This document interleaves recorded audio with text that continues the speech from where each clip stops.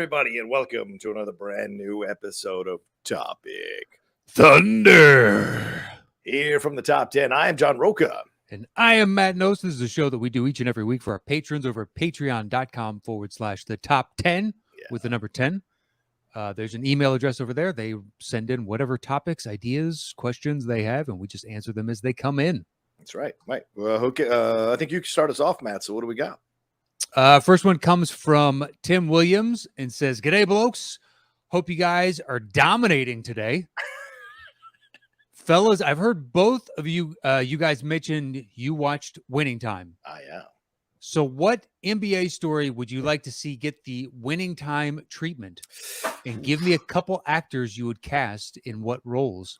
I wouldn't mind seeing a story on the Dream Team. It could cover the beef with Jordan and Isaiah, Shaq not being picked over Leitner, and even seeing those famous card games, doing it Rounders style with the guys just talking shit to each other. And a couple of castings, Winston Duke as the mailman Karl Malone, and Gary Oldman as Chuck Daly. That's what? I don't understand that one. Gary Oldman as Chuck Daly. And then thanks again, blokes. Hooroo, Timothy R. Williams. I think I'd go Ed O'Neill more for Chuck Daly than I would Gary Oldman. Although Gary Oldman does a nice job with Churchill, I don't know if Chuck Daly is in his wheelhouse. I don't know. So my answer would, the Dream Team could be fun, but I mean, how can you resist the Bulls? Especially the second iteration with Rodman. That shit just writes itself. And The Last Dance, the big complaint with The Last Dance is that it felt a little too controlled by Jordan. So if you were able to do like what they did with Winning Time, where they were like, we don't give a fuck about Jerry West, we don't give a fuck about anybody, and we're just going to do it our way and tell the story we want to tell and just hit the basic facts that are true at certain signposts, everything else we're just going to kind of embellish or dramatize, then I think that whole three-peat with Rodman is just rife with storylines and controversy and drama.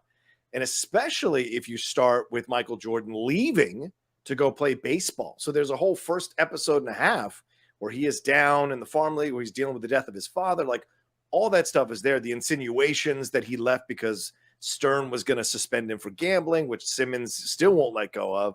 And so all of that could be explored. Then Rodman coming in, and how did Scotty and Rodman get along?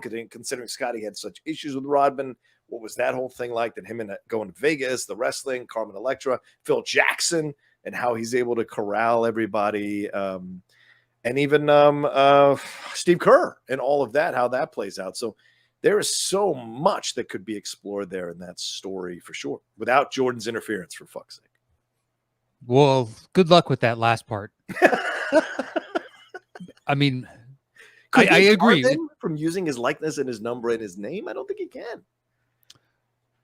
I don't know, though. Yeah, I don't know. I don't know what the deal, because if that were the case, then they could have done it with Winning Time. Right. Magic and Kareem could have stopped them. Yeah, that's right. Yeah, and the Lakers organization and the Bus family and everybody else. So I guess there's nothing you could do in that instance. So the first thing I thought of, the Dream Team is a great suggestion. Just with that second three-peat with the Bulls. Hell, you even have Rodman where he dated Madonna for a time. Right. Throw that in the mix. Yeah, throw that in there for shits and giggles. Yeah. On top of everything else, and the Jordan flying off to go gambling. Right. And, cheating on his wife. Yeah. Sure. Cheating on the wife. We don't know the timeline. I don't know the timeline. Yeah, I don't either. Seems plausible. I mean, come on. There were all kinds. That's something that was missing from The Last Dance. A man was sleeping around on his wife, but allegedly. I don't want to get us sued for the pennies we make. Who?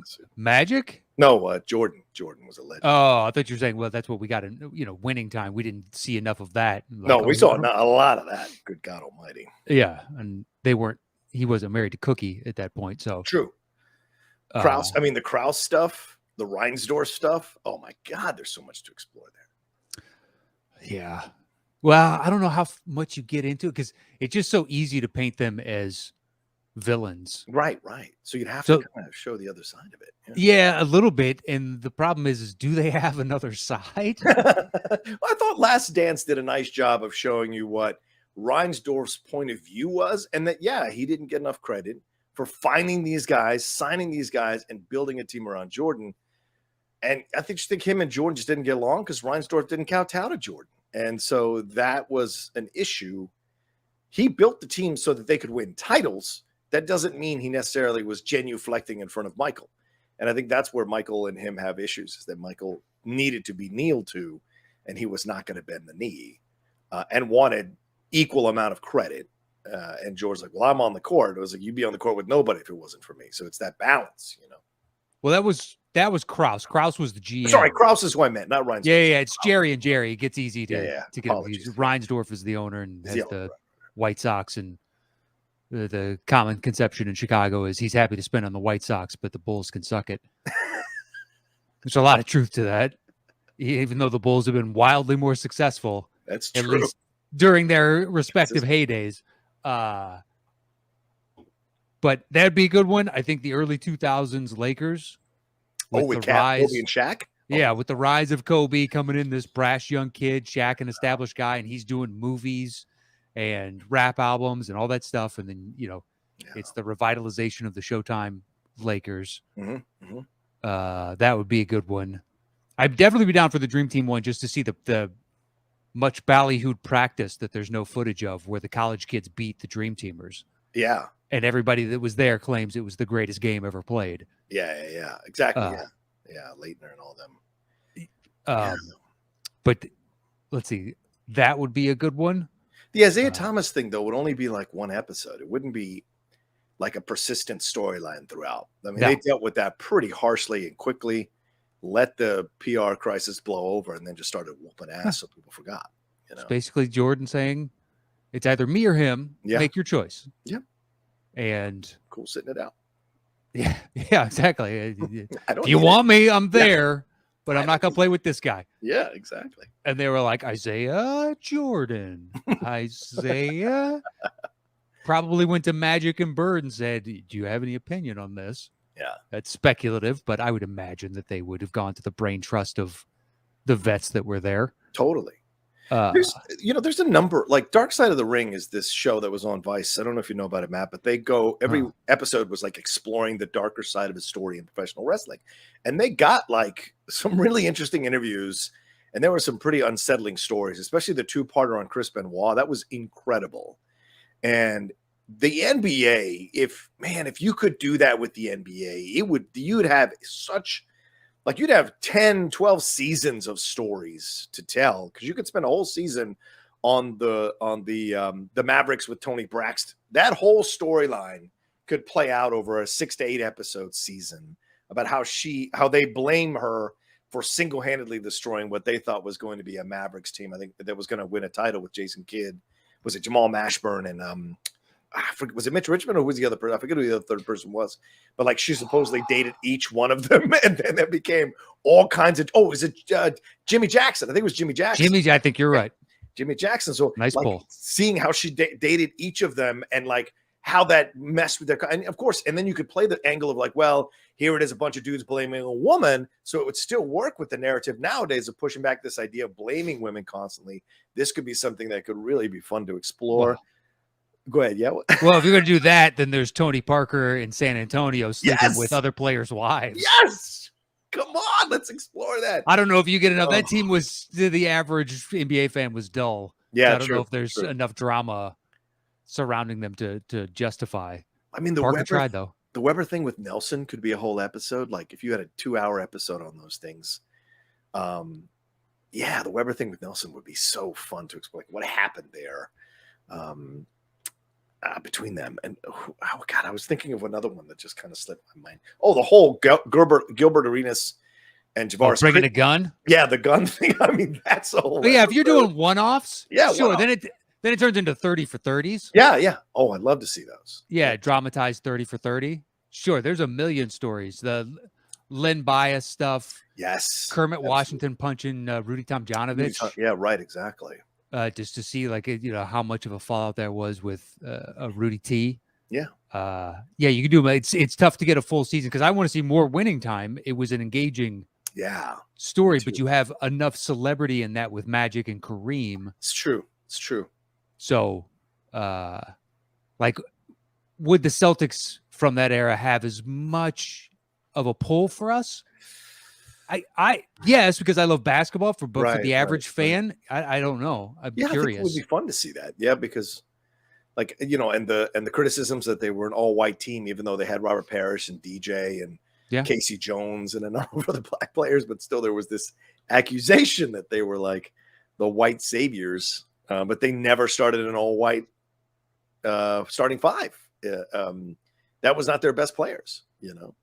Yeah, no, the Celtics, for as racist as that town has been over the course of, you know, busing scandals and all that jazz, and Bill Russell and his former teammates having to deal with shit, they've always had a diverse team. Yeah. But yeah, I mean, they allude to, hey, we're setting up this Magic Larry rivalry for a season 2 if they decide to do a season 2. So we would get some of the Celtic stuff. It'd still be, I'm assuming, Lakers centric. Yeah. But I'd definitely be down for that. Yeah, that guy was a damn good Larry, man. He was damn good Larry, man. I was, when they announced the castings and you go and look at the pictures, you're like, I don't know about any of this. And then you're watching it, it's like they nailed him, they nailed Magic, they nailed Kareem. Yeah, Kareem, totally. Yeah. I figured those three were going to be impossible. And then Jerry West and Pat Riley, with both great actors, but I didn't care if they nailed them as much because they're not the youth, their prime. It's really going to be tough to pull off these, you know, the physical stature of somebody who's 22 and just the absolute height of their profession. They actually made you give a fuck about Jerry Buss and about Kareem, who's not the most, how can I say this? He's not the easiest person to connect to. Especially at that time. Yeah, at that time. Yeah, especially at that time because he's a notoriously brusque personality. Yeah, and reclusive on some level. Yeah. Yeah, but now he's, you know, more outspoken, writes a whole bunch. Yeah. I mean, the LeBron decision to Miami and blowing it in the first finals against the Mavericks, that could be a fun exploration as well. And like how trying to make it work with all three of them and how that kind of really bruised some egos and how they had to kind of figure out that he was the alpha with Wade as the second and then Bosh as the third. That could be fun to see how they navigated all of that. And isn't that when Van Gundy was moved off and Riley came in? Am I right on that? Yeah. Yeah. See, so there's even that to explore. I mean, that whole thing could absolutely be explored. I think the Cleveland one with Tyronn Lue and David Blatt isn't quite as interesting, but the one him going to Miami because of the decision would be. Wasn't Van Gundy moved off when they won their 2006 championship? Pat Riley's the one that came down because I remember LeBron tried to get Spoelstra fired. So which means Spoelstra was the head coach. Yeah, maybe. Because Spoelstra just told him flat out at one point, he's like, you want to get me fired? Here's Riley's number. Go ahead and call him. And just like, wow, good for you, Spo. And it's proven out, man. He is one of the best coaches. Spoda. Good for you. Good for you. Yeah, good for you, Spoda. Nice. Don't let anyone tell you what to do.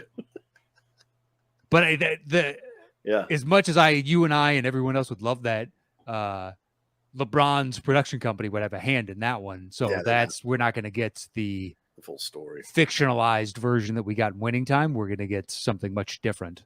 Yeah. Although your hope is that by the time that came out, he would be so knee deep in running his new Las Vegas team that he wouldn't have the time to focus on the production of this.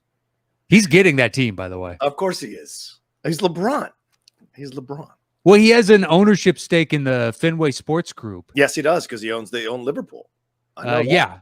But he transferred his 2% ownership in Liverpool to 1% ownership in the overall sports group, which means now he has a piece of Liverpool, the Red Sox, the Penguins. So eventually they want to move into the NBA. Makes natural sense. They thought about buying the T-Wolves. Yeah. So, and if there's anything LeBron would love is to win as an owner and stick it in Jordan's face. Do something that Jordan for sure can do, which would be to win as an owner. And depending on when they did this, he could still be owner player. Yeah. Oh God. Oh God. Oh God. Oh, I mean, I assume the expansion would be announced after the next CBA. Isn't that what Will Ferrell was in semi-pro? Yep. I don't remember. He was owner player coach of the Flint Tropics. That would be great. Yeah, I mean, that could be. Yeah, and he's going to get his team. Of course, he's going to get He his. is. You know, it's funny. I was listening to Simmons and Rosillo last night driving back from the movie, and I went to see Thor: Love and Thunder again, and they were talking about the whole situation, LeBron owning a team, and like, oh no, he's not going to bring clutch sports people over. Like he's like, oh, that's Yeah. great if he makes other people pay for these people, but LeBron ain't going to fill his team with all clutch sports people. Dude, I almost ran off the road. I was laughing so hard because Well, I don't even know. that's standard LeBron. At that point, can you be an owner and own I don't know. a portion of that? Because it's already like, how is this legal for a player Yeah, to do this? it's a players' league, man. There's no way him and Silver won't get in a room and hammer it out. There's just no way. This next CBA is going to be something else Oof. because there's Well- got to be penalties for what Simmons did and what Kyrie did and what you assume Durant's trying to Kyrie. do. Yeah. See, the thing is, though, I think Durant, if they don't get a trade done, I think he'll play this year Yeah. because Well, it's just the type of there's no player he tra- is. We're not going to, there's no trade out there, Matt. There's no trade out there for him. Not for what they're asking. Any fucking sense. The Gobert trade pretty much blew any trade you could possibly throw out there Oh, dude, for that Durant out of the water. trade makes no sense. Yeah. I'm so No mad. sense. Look, do I like the pairing of a defensive center with Cat and those Sure. guys? Sure, to shift Cat out. I still think you're going to have late game situations where you need spacing and shooting out there, which means Gobert's on the bench Yeah. and you're paying him $40 million. And you just Yeah. gave up 5 first-round picks to get him. And That it's is- even more into the, I think 24-25 or 25-26 season. It's $100 million for Cat and him. Just those two guys. Yeah. That's another thing they got to address. It. Where is this money coming from, Matt? I mean, I don't understand how they're paying these guys. We're back to the 1990s numbers again now recently. Some of these numbers being thrown out. I was just like, what the where does Minnesota have that money? I know they have new owners, but where is that money going to come from? That's ridiculous. I don't know. Well, we'll see in time. Yeah. They're going to have to make some budgetary decisions coming up. But Yeah. Good, great question, Tim. So Yeah, thank you, sir. Thank you, Tim. And before we get into the next one, shall we take a break? Oh, yeah. Let's take a quick break and we'll be right back. All right. We are back. Let's move on to our next question. This one comes to us from Michael Dyke. Am I correct on that one, Matt? Michael Dyke? I believe so, yeah. Okay. All right. Michael Dyke says, hello, John and Matt. Greetings from Akron, Ohio. All right. Go Zips. My question is, are there movies that you love? Yes. That have parts, whether major or minor. Okay. So, Michael, I'm going to encourage you not to use periods in your, because I'm confused. I'm just going to read your whole sentence. My question is, are there movies that you love that have parts, whether major or minor, that make no sense or could never happen? Now, I know they're movies and are designed to entertain, like in Con Air. How did Cyrus build that entire room off of his cell with books, airplane designs, etc., and seal a wall back up without the guards or the camera spotting him? It's all and almost the same thing in Shawshank. How did Andy reposition the poster over the hole from the other side of the wall? Yeah, that's a great point. So many more. Have a blessed day, gentlemen. Michael Dyke. All right, I always took the poster thing as like it was tacked up at the top and he just lifted it up, crawled in, and then it unfurled yeah. and laid back down. But I I could don't- lay back down without moving or anything. I don't know. That's a fair point. Yeah, I don't know. Yeah. At that point, it's such a minor to me. Yeah. The Con Air one, you're like, yeah. That But at the was same time, nuts. the rest of this movie is so Yeah. over the top ridiculous that I don't care, to be perfectly honest. Oh yeah, I mean, look, the whole thing in Armageddon, where Ben Affleck and the rover find their way back to the other shuttle, is borderline ridiculous. Like I mean, the whole film is impossible, right? But really, that moment, that whole scene, you're just like, there's no way that would have happened. AJ wasn't that smart, and so this whole idea of him negotiating his way back to the shuttle, they would have died. It's such a massive asteroid. It's not like, it's a park. It's a massive asteroid. They would have had to have gone so many different directions and been lost on so many occasions before they found the shuttle. So I can throw that out there. That's a movie I love. True. What about the ammunition? Why did they bring ammunition on this flight? Why did they bring guns? Get off the nuclear weapon. Matt's always gone on about the stock exchange thing for Dark Knight Rises. That's a big deal for Matt. Yeah, but that's not a movie I love. But yeah, it Okay. doesn't make any sense. I like that movie. Yeah. It's got certain points in it, like the opening scene with the jets, that is just flawless. Agreed, man. Agreed. But the American oligarch makes a trade while the stock market there is under terrorist attack. No trades go through that day. Yeah. It just doesn't happen. All trades have been nullified. We have to figure out what in the fuck happened, what was going on, why were they there, et cetera, et cetera, et cetera. Yeah. And also on top of that, you're telling me that he had a mortgage on his mansion that he rebuilt when he's a billionaire? Excuse me? Is he just doesn't have the wealth we assume he does? Like, why does he have a mortgage? Why is he behind on his mortgage? Why are they foreclosing on his house? Yeah. They're going to turn off his utilities? How long has he been delinquent with it? They're going to turn off Bruce fucking Wayne's utilities. Bruce Wayne? It just, you would assume he would just be able to call whoever is the CEO of those respective utilities and be like, guys, I'm a little behind. They'd be like, no problem. You have so many assets. We're not worried about you. We'll just go ahead and float you for a while. Does the Bat Cave take a lot of electricity? I assume so, yes. That's at least $100,000 a month in electricity. Yeah, who knows? Maybe he calls. That's the bet. My friend Bruce Wayne. He's a little behind. Give him some more time. Seems curious that Batman's helping stave off collectors. You don't have anything better to do with your time, Bats? Times are tough. There's no. I really feel like you're just doing Pete Holmes as Batman calling to stop collectors at this point. I know. I love Pete Holmes as Batman. No, it's great. It's absolutely great. Mr. Fishy. No. That's my favorite one. He's asleep. Yeah, it's the best one. It's the best one. What about well, I think in Jaws it's always bothered me that Quint took the bat to the radio. I was always like, why would you do that as a captain? Do you know what I mean? I get that you want to go toe to toe with this thing. I get it. But by the same token, why are you fatalistic about it? You know, why are you doing that? So it just struck me as odd. That seems like an odd thing that makes no sense to me. And it was like a convenient thing. It's like, I can't get any reception in a horror movie with my cell phone. It was kind of a convenient thing in that moment to have it be like, his anger makes him use his bat to destroy the radio, which makes no sense because then he's essentially dooming them to death.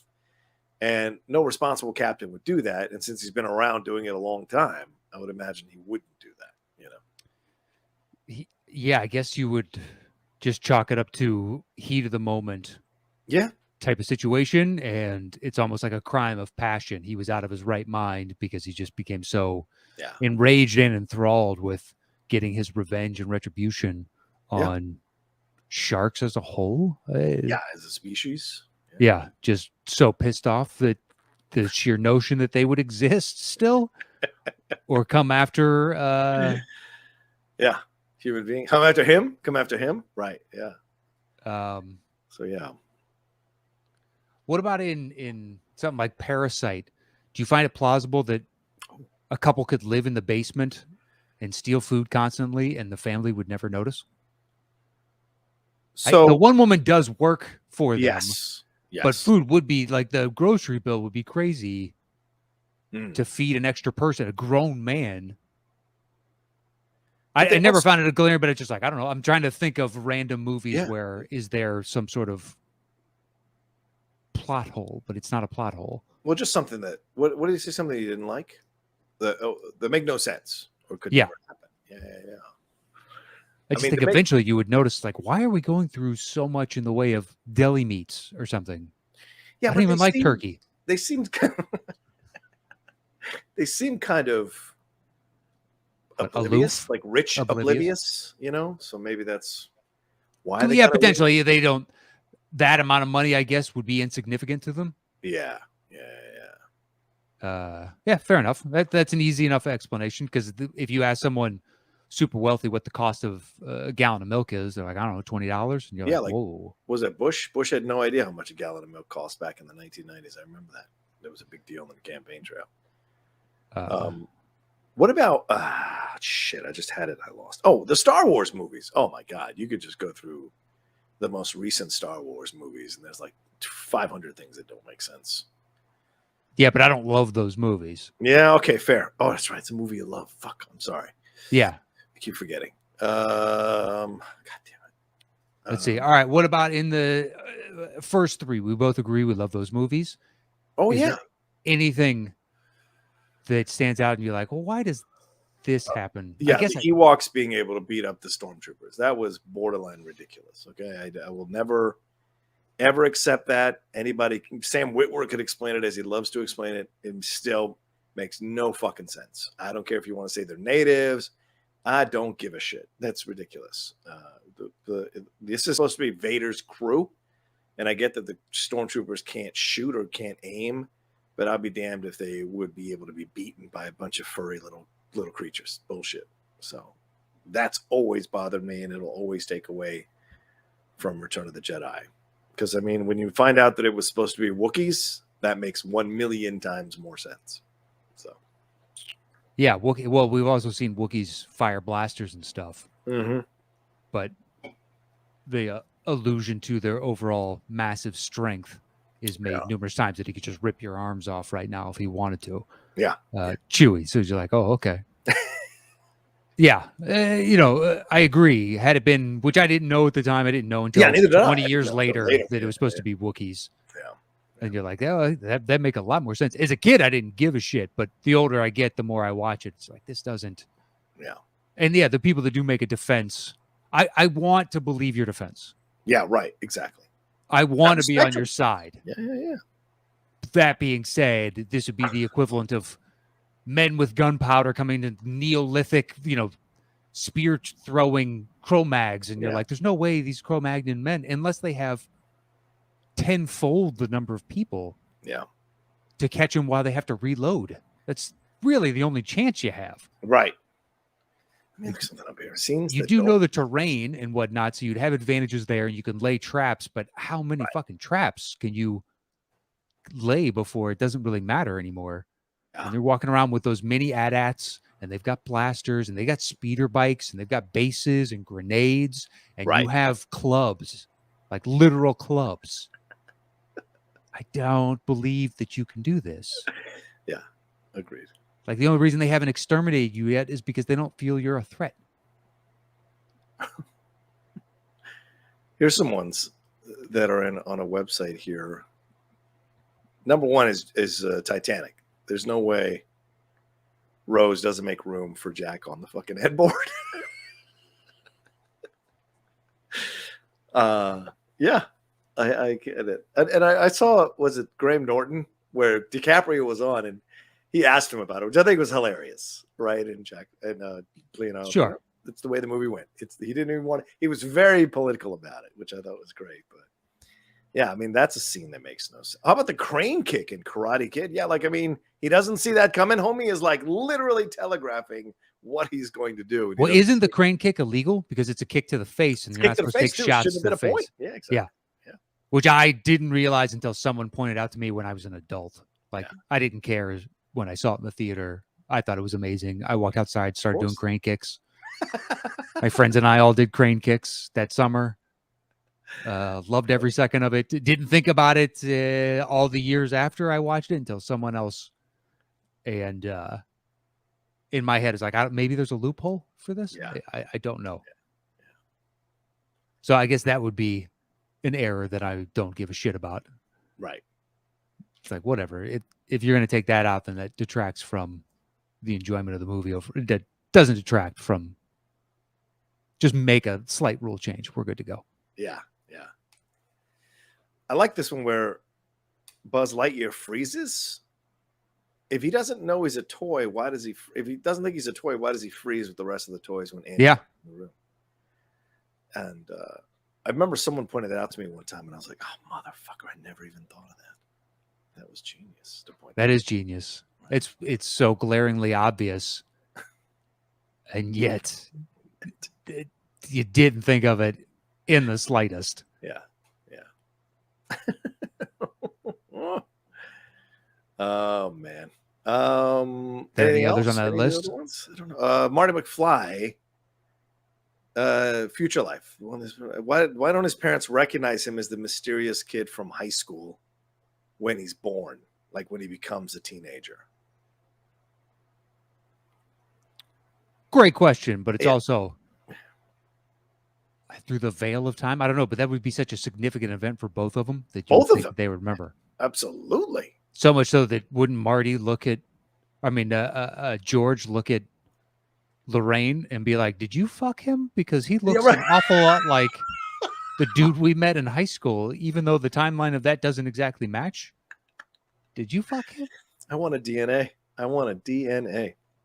Well, I saw this theory not too long ago. Oh yeah. Has nothing to do with this, but Okay. that Marty actually dies at 2 separate times. Oh wow.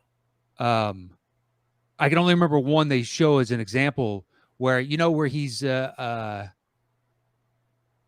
going through the tunnel and he's getting chased, and Doc is hovering above and he drops that the ticker tape, not the ticker tape, but the streamer things, whatever, and he puts it down as a rope. Well, how did Doc know that specific time at that specific moment Marty would have been mowed over, unless it already happened in another timeline and he traveled back to save Marty in this instance? So this is a variant. And I was like, oh wow, you put way more thought into this. And there was another example from the movie as well. Just like, well, it's curious that Doc knew exactly the moment to save Marty. But I can't remember what the other one is. I've been seeing this other theory about Top Gun Maverick.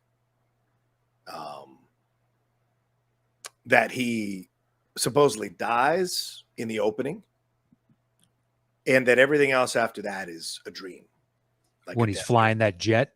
Yeah, because of the explosion, and he shows up at that diner, and remember, it goes black, and then he shows up at the diner. So everything after it goes black is a dream, a total dream, death dream or whatever, and it's not real.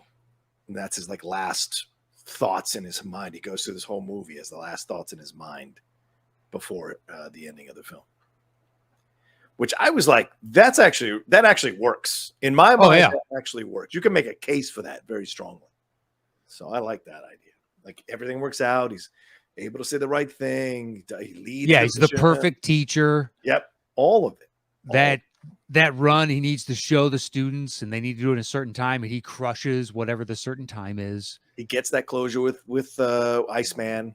Yeah. All of it works. Penny Benjamin, it all works out. And it's like, oh, interesting. Yeah. So I like that theory. It really worked for me. So anyway, all right. Well, there we go. 33 minutes. We should get on out of here, Matt. That's this episode of Topic Thunder. We appreciate you all listening and being our patrons or watching us here as you do on the Top 10 YouTube channel. What else do we have to tell them, Mr. Nost? You can follow the show on Twitter at Top 10 Show. Otherwise, on Instagram and YouTube, it is / the Top 10 Podcast with the number 10. So please hit us up. And you can follow me anywhere at Matt Nost. And thank you to Michael Dyke and Tim Williams for your amazing questions today. Absolutely. And you can follow me at The Roca Says on Twitter and on Instagram. All right, y'all take care of yourselves. Be well. We'll talk to you next time with another brand new episode of Topic Thunder.